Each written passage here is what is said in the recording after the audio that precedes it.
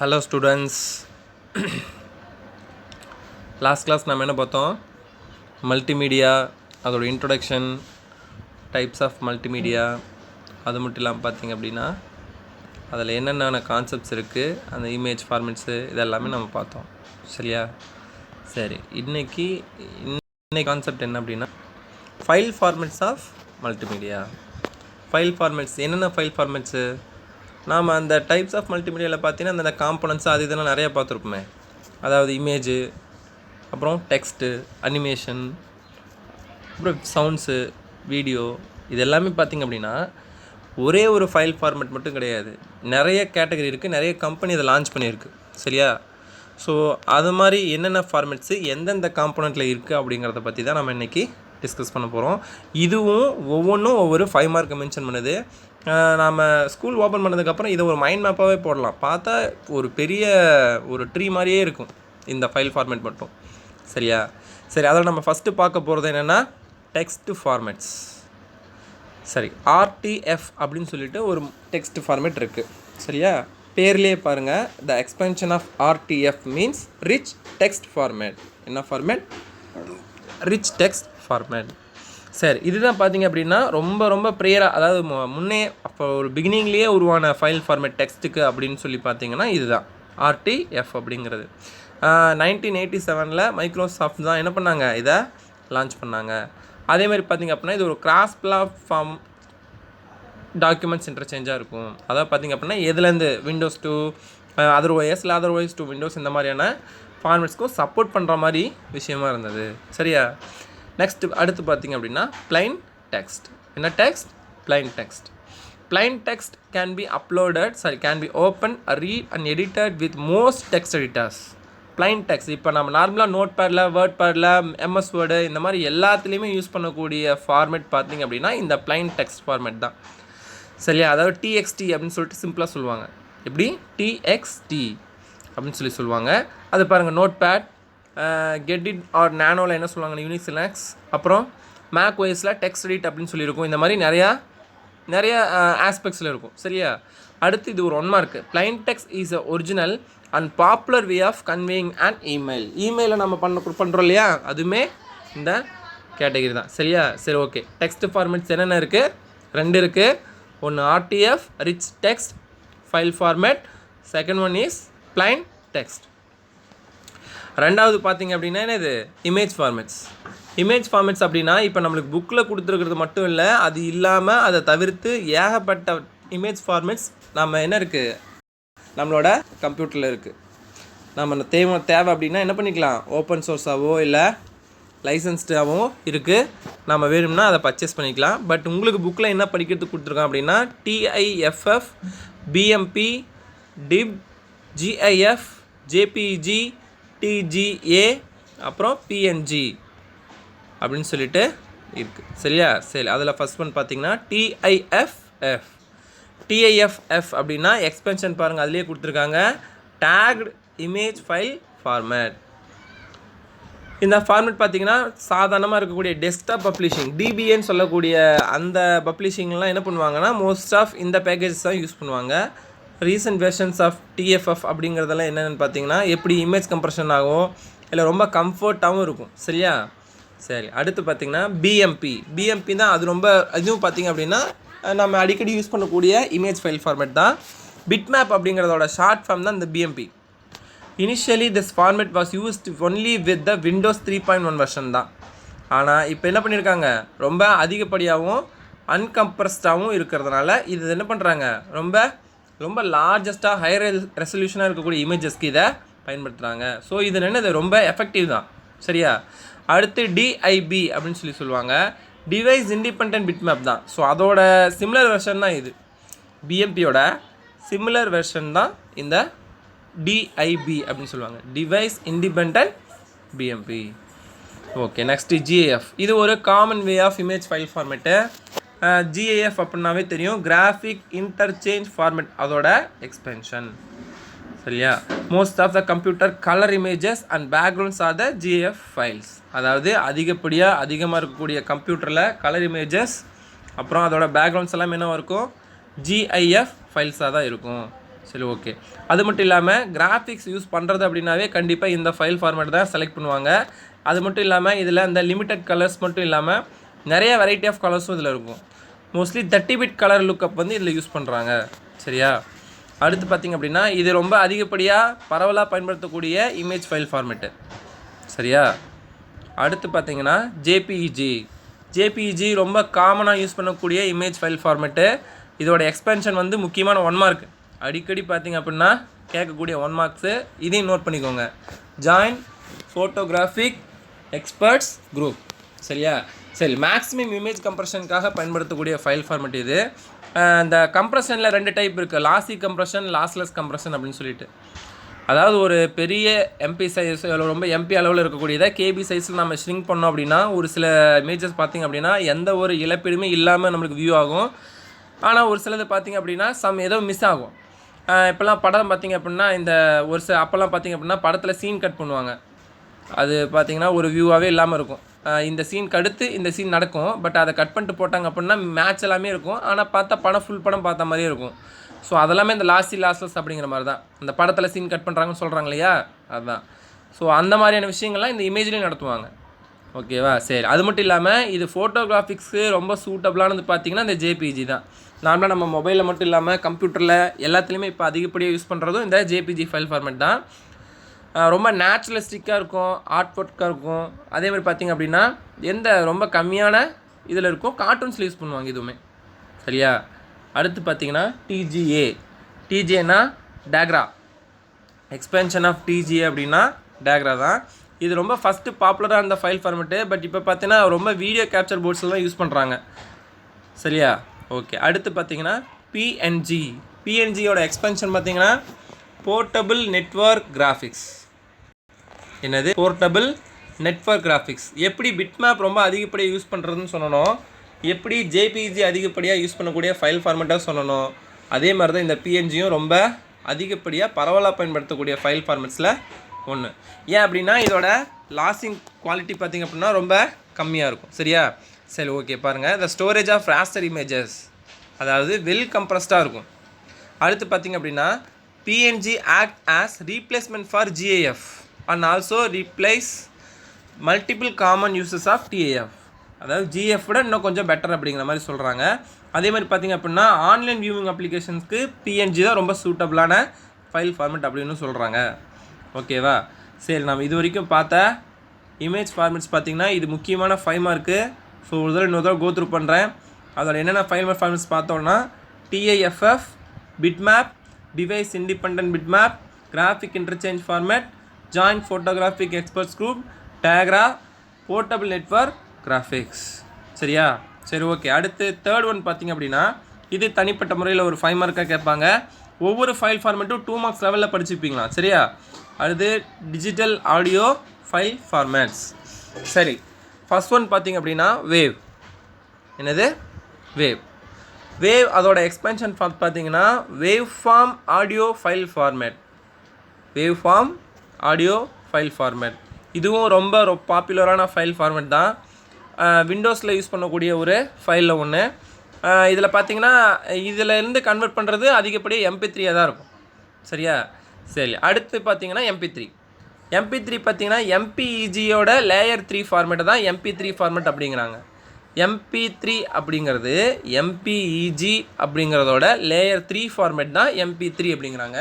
இந்த MPEG அப்படிங்கிறதோட எக்ஸ்பென்ஷன் பார்த்திங்கன்னா மூவிங் பிக்சர்ஸ் எக்ஸ்பர்ட்ஸ் குரூப் அப்படிங்கிறவங்க தான் இதை ஃபார்மேட் பண்ணுறாங்க. சரி, அது மட்டும் இல்லாமல் இதை பார்த்திங்கன்னா ரஃப்லி compress to the 1/10 size of equivalent wave file.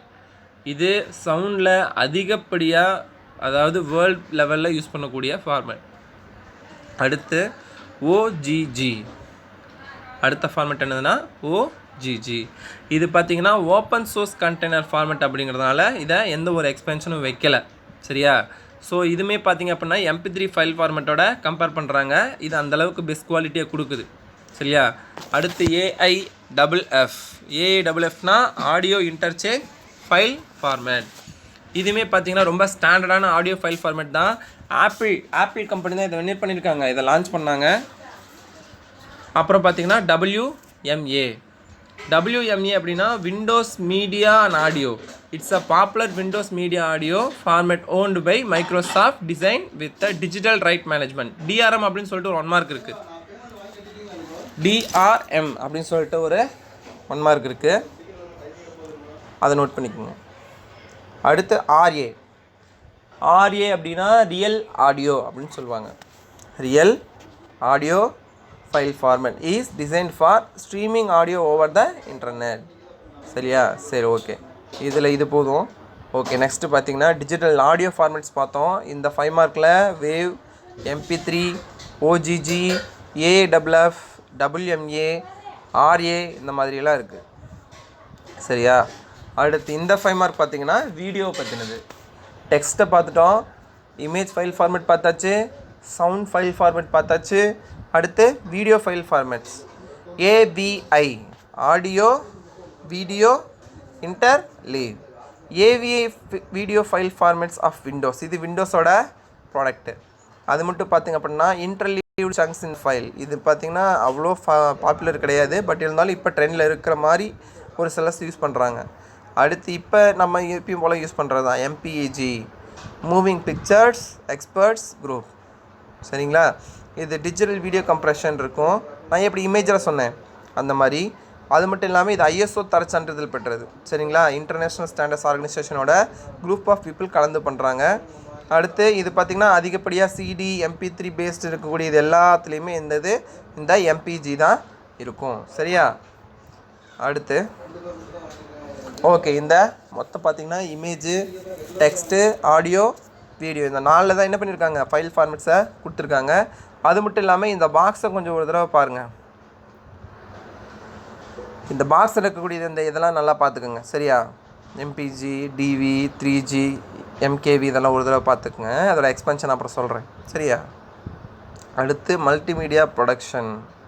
மல்டிமீடியாவை use பண்ணணும் அப்படின்னா கண்டிப்பாக அது என்ன பண்ணணும், உருவாக்கணும். Adequate time and efficient plan is required the multimedia production which assures that project will be proceed smoothly and certainly ensures the information.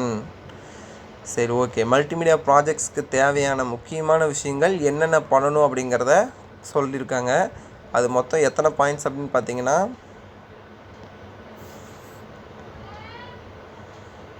12 points இருக்குது. சரியா? சரி, அதுலேயுமே என்னங்கிறது இது ஃபுல்லாக நீங்கள் ஃபோக்கஸ் பண்ணிங்கன்னா, நான் நடத்திடுறேன், பட் நீங்கள் இதை ஃபுல்லாக படிச்சிங்க அப்படின்னா இந்த ஒரு சாப்டர் படித்து முடிக்கிறதுக்கே 2 மாதம் ஆகிடும். சரியா? அதனால் இந்த ஒரு சில பாயிண்ட்ஸ் நிறுத்திக்கிறேன், இதோட முடிச்சுக்கோங்க போதும் அப்படின்னா நீங்கள் அதோட விட்டுருங்க. சரியா? ஓகே, ஃபஸ்ட் ஒன் பார்த்தீங்கன்னா நாம் இதை இது பண்ணிடலாம். என்ன ஏதுங்கிறத அந்த சினாப்சிஸ் சொல்லிடுறேன். First one conceptual analysis and planning, project design, pre-production, budgeting, multimedia production team, hardware and software selection, defining the content, prepare the structure, production, testing, document delivering the multimedia product, conceptual analysis and planning.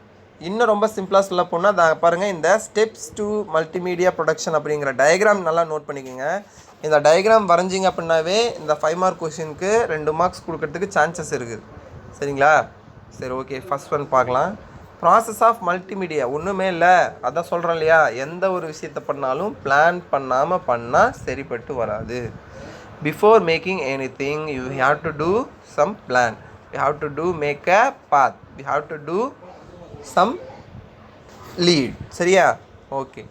Process of multimedia making begins with the conceptual ignition point.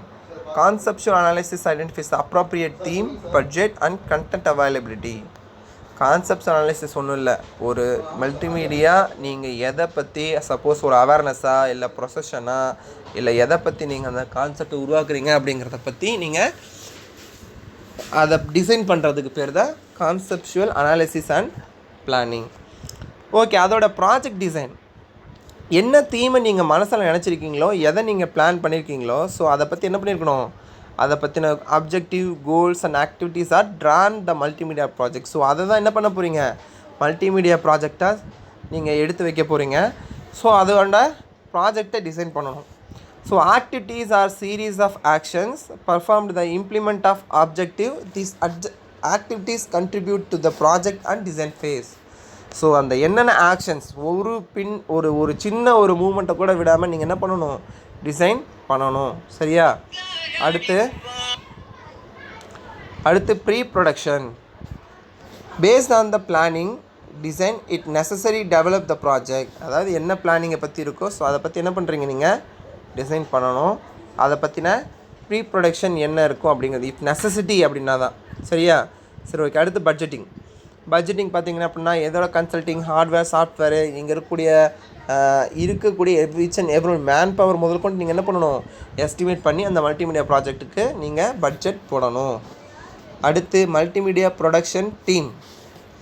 கண்டிப்பாக பார்த்திங்க அப்படின்னா ஏதாவது man power இல்லாமல் கண்டிப்பாக எதுவும் சாத்தியம் இல்லை. So இதில் பார்த்திங்க அப்படின்னா production team for a high end multimedia project requires a team effort கண்டிப்பாக வேணும்.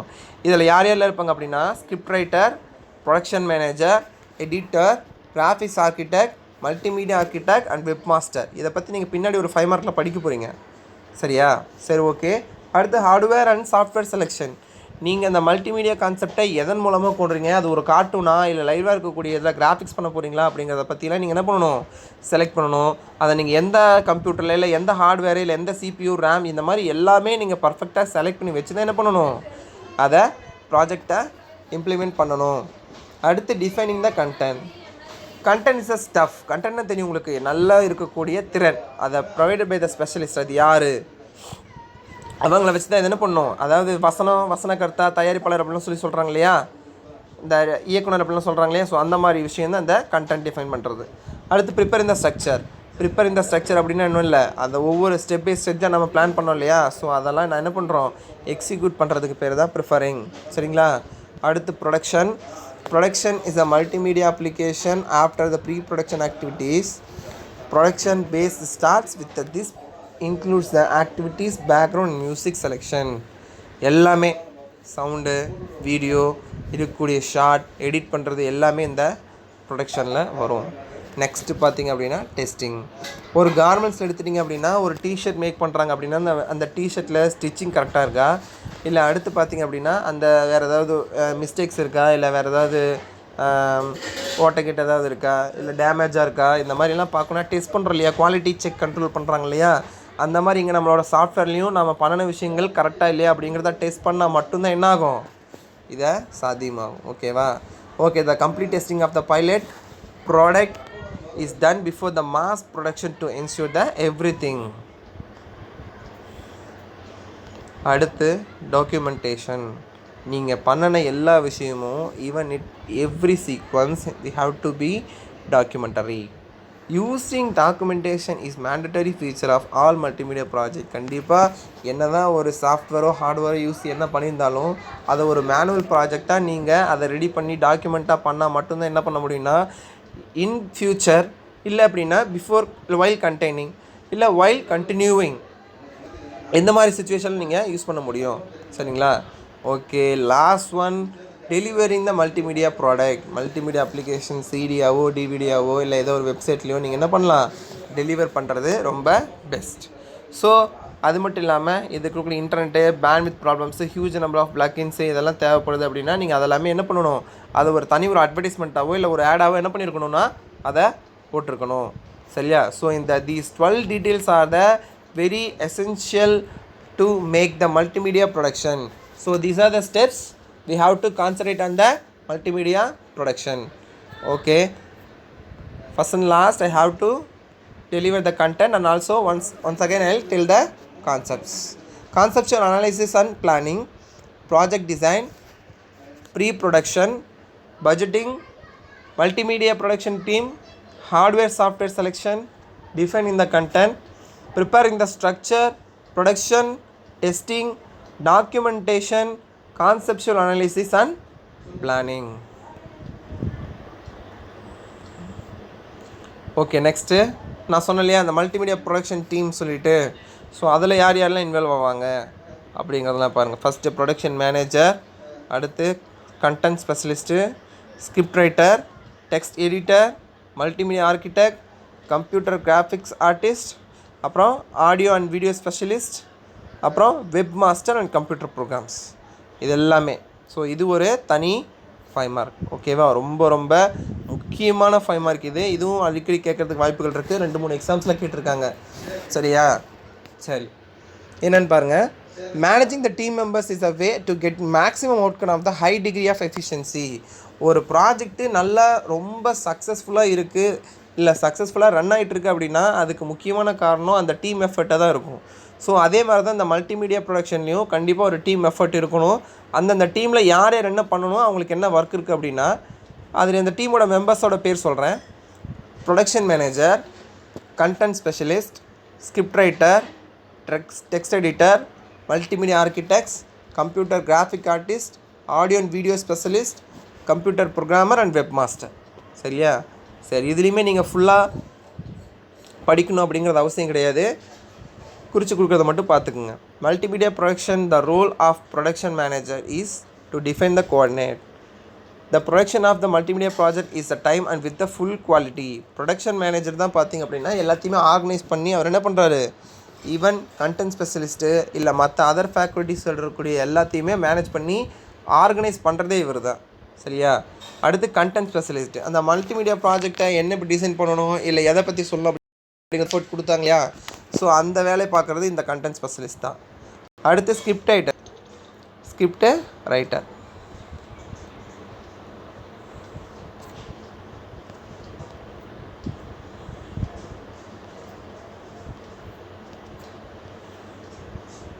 Script writer.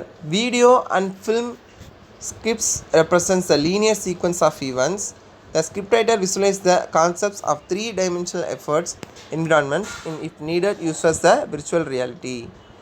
Okay, integration into the program. Script writer தான் அந்த அவரோட என்ன வசனம் இல்லை என்ன பண்ணணும், மல்டிமீடியாவில் ஏதாவது கான்செப்ட் இருக்கா இல்லை அதை பேஸ் பண்ணி வேறு ஏதாவது சீன் இருக்கா, இதெல்லாமே சொல்கிறது இந்த ஸ்கிரிப்ட் ரைட்டரோட வேலை தான். அடுத்து text editor. Content of multimedia production always must flow logically in the text should be always structured to the correct grammatically. அந்த டெக்ஸ்ட் சம்மந்தப்பட்டது ஏதாவது இருக்குது அப்படின்னா அது எந்த ஒரு பிழையும் இல்லாமல் கரெக்டான டீட்டெயில்ஸாகவோ இல்லை கிராமட்டிக்கலாகவோ இருக்கக்கூடியது, அது அவரோட பொறுப்பு தான். அடுத்து மல்டிமீடியா ஆர்கிடெக்ட்ஸ், என்ன விதமான சவுண்டு இல்லை வேறு ஏதாவது கிராஃபிக்ஸு இல்லை மியூசிக்ஸு வீடியோஸு ஃபோட்டோஸ் எதை கொடுக்கணும் அப்படிங்கிறது இது இவரோட பொறுப்பு. அடுத்து கம்ப்யூட்டர் கிராஃபிக் ஆர்டிஸ்ட். இந்த கிராஃபிக்ஸ் ஆர்டிஸ்ட் அப்படி பார்த்திங்க அப்படின்னா கிராஃபிக்ஸ் எலமெண்ட்ஸ் யூஸ் பண்ணுறது தான். 3Dஸு, அனிமேஷனு, லோகோஸு இல்லை பிகினிங் நம்ம அந்த மூவிங்ஸில் இல்லை வேறு ஏதாவது இன்ட்ரோவில் வரக்கூடிய அந்த ஆக்ஷன்ஸ் எல்லாமே என்னது இந்த கம்ப்யூட்டர் கிராஃபிக் ஆர்டிஸ்ட்டோட வேலை தான். அடுத்து ஆடியோ வீடியோ ஸ்பெஷலிஸ்ட்டு. எல்லாமே அதான் சொல்கிறது, அந்த ப்ரொடக்ஷன் டீம் அப்படிங்கிறவங்களோட எஃபர்ட்டு ஒவ்வொருத்தரையும் அவங்களோட ஃபுல் எஃபர்ட் இருந்தால் மட்டும்தான் என்ன ஆகும்னா இது ஃபுல்-ஃப்ளெஜ்டாக எஃபிஷியண்ட்டாக ஒர்க் ஆகும், பெஸ்ட்டான நம்மளுக்கு ரெஸ்பான்ஸ் கிடைக்கும். இல்லை அப்படின்னா யாரோ ஒருத்தர் சொதப்பிருந்தால் கூட இல்லை யாரோ ஒருத்தரோட ப்ராசஸ் கம்ப்ளீட் ஆகலைனா கூட அது சக்ஸஸ்ஃபுல்லான மல்டிமீடியா ப்ராஜெக்டாக ஆகாது. சரியா?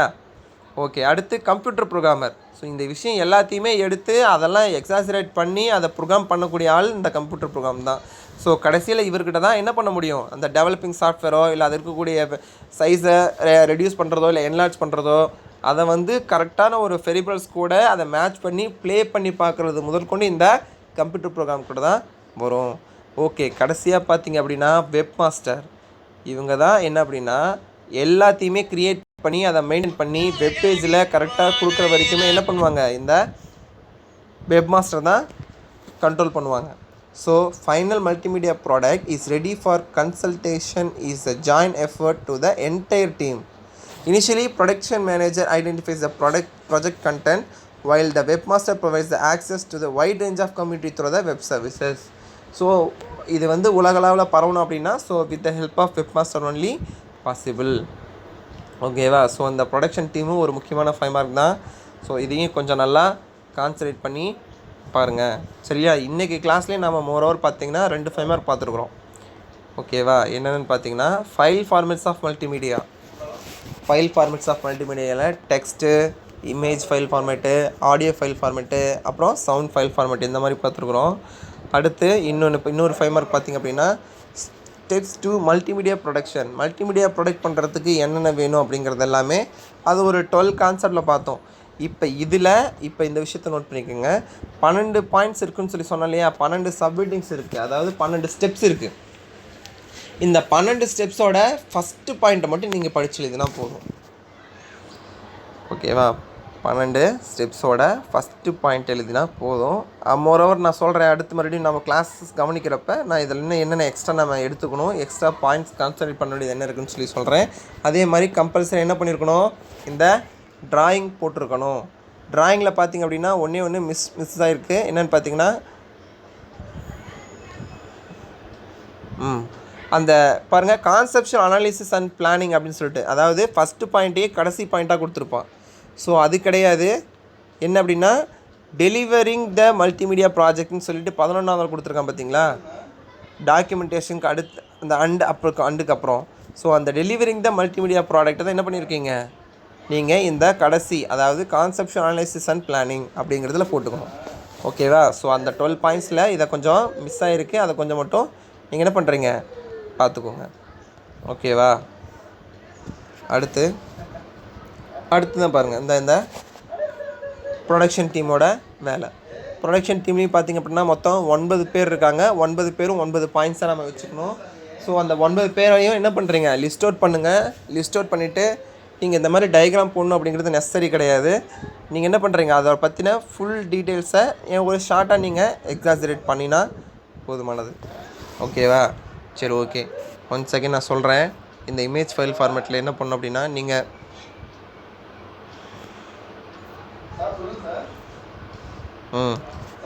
இப்போ நான் சொல்கிறத கேட்டுக்கோங்க. ஃபைல் ஃபார்மேட்ஸ் ஆஃப் மல்டிமீடியா அப்படின்னு சொல்லி ஹெட்டிங் போடணும். அந்த ஹெட்டிங்க்கு கீழே 4 பாயிண்ட்டு, அதாவது ஹரிசாண்டலாக ஒரே லைனில் எழுதணும். டெக்ஸ்ட் ஃபார்மேட்ஸ் அப்படின்னு சொல்லிட்டு, டெக்ஸ்ட் அப்படின்னு சொல்லிட்டு ஒரு வேர்ட், அது கொஞ்சம் தள்ளி இமேஜ், அப்புறம் கொஞ்சம் தள்ளி ஆடியோ, அப்புறம் கொஞ்சம் தள்ளி வீடியோ. சரியா? இப்போ டெக்ஸ்ட்னு எழுதிருப்பீங்க இல்லையா, அந்த லைனுக்கு கீழே ஒரு ஏரோ மார்க் போடணும். ஏரோ மார்க் போட்டு RTF, அப்புறம் plain text, அப்புறம் RTF கிட்ட நீங்கள் அதோட எக்ஸ்பென்ஷன் எழுதிக்கணும். சரியா?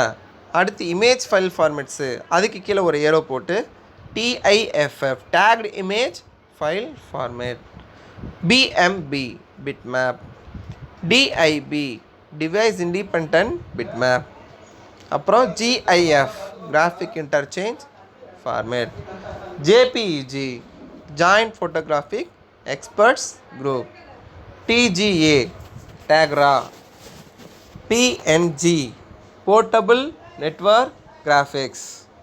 ஓகே, இதெல்லாம் பார்த்திங்க அப்படின்னா என்னது, இமேஜ் ஃபைல் ஃபார்மேட்ஸ். அடுத்து பார்த்திங்கன்னா ஆடியோ ஃபைல் ஃபார்மேட்ஸ். என்னது? Audio file formats. Audio file ஃபார்மேட்ஸ்க்கு கீழே ஆடியோ அப்படின்னு சொல்லி கொடுத்துருவோம் இல்லையா, அதுக்கு கீழே இதெல்லாம் எழுதிக்கணும். Wave form audio file format MP3. இதுக்கு பார்த்திங்கன்னா இது இந்த பேரே எழுதிக்கோங்க, MPEG லேயர் 3 ஃபார்மேட் அப்படின்னு சொல்லி எழுதிக்கோங்க. அடுத்து OGG, அடுத்து ஆடியோ இன்டர்சேஞ்ச் ஃபைல் ஃபார்மேட். அடுத்து WMA, விண்டோஸ் மீடியா ஆடியோ. அடுத்து ரியல் ஆடியோ ஃபார்மேட் அப்படின்னு சொல்லிட்டு இந்த டீட்டெயிலும் எழுதிக்கணும். அடுத்து ரிமைனிங் இருக்கிறது அந்த வீடியோ அப்படின்னு சொல்லக்கூடிய ஹெட்டிங் மட்டும் தான் போட்டிருப்பீங்க. அதுக்கு கீழே ஒரு ஏரோ போட்டு அதுக்கு கீழே AVI, ஆடியோ வீடியோ இன்டர்லீவ் அப்படின்னு எழுதிக்கணும். அப்புறம் மூவிங் பிக்சர்ஸ் எக்ஸ்பர்ட்ஸ் குரூப் அப்படின்னு எழுதிக்கணும். சரியா? ஸோ இங்கே பார்த்தீங்கன்னா இங்கே 2 மட்டும்தான் இருக்குது. இதை தவிர்த்து பார்த்திங்க அப்படின்னா ஏகப்பட்ட அதிகப்படியான ஃபைல் ஃபார்மேட்ஸ் இந்த வீடியோக்கெல்லாம் நிறையா இருக்குது. சரியா?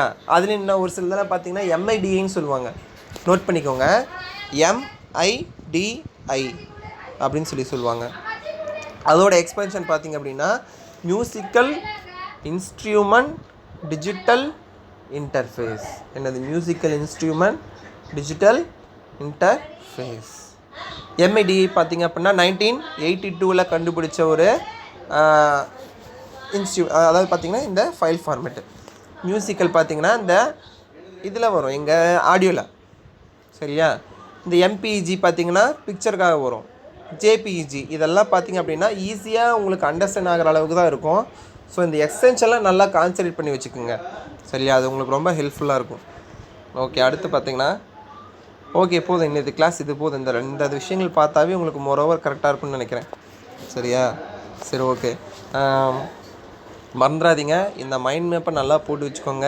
ஃபைல் ஃபார்மேட்ஸ் ஆஃப் மல்டிமீடியான்னு போட்டுட்டு அதுக்கு கீழே இந்த 4யுமே டெக்ஸ்ட்டு, இமேஜு, ஆடியோ, வீடியோன்னு சொல்லி போட்டுட்டு அதுக்கு கீழே அதோட பாயிண்ட்ஸ், அதாவது மெயின் ஹெட்டிங்ஸ் எல்லாத்தையும் எழுதி எக்ஸ்பென்ஷன் ஏதாவது இருந்தது அப்படின்னா அந்த எக்ஸ்பென்ஷனையும் சேர்த்து எழுதி நீங்கள் என்ன பண்ணியிருக்கணும், இதை போட்டு வச்சுருக்கணும். ஸோ இது கண்டிப்பாக உங்களுக்கு ஹெல்ப்ஃபுல்லாக இருக்கும். ஏன் அப்படின்னா நீங்கள் ஃபுல்லாக உங்களுக்கு தேடி படிக்க முடியல அப்படின்னாலும் இந்த மாதிரி 5 மார்க் கேட்கும்போது நீங்கள் என்ன பண்ணுறீங்க, இந்த மைண்ட் மேப் கொண்டு போட்டு வச்சிங்க அப்படின்னா அட்லீஸ்ட் 3 மார்க்ஸாவது கிடைக்கிறதுக்கு சான்சஸ் இருக்குது. சரியா? சரி, மறந்துடாதீங்க ஸ்டூடெண்ட்ஸ், கரெக்டாக அதை நீங்கள் எழுதிக்கோங்க. ஓகேவா? Okay, thank you. நீ கிளாஸ் முடிஞ்சது மறுபடியும் நாம் பார்த்துக்கலாம் அடுத்த கிளாஸில். சரியா?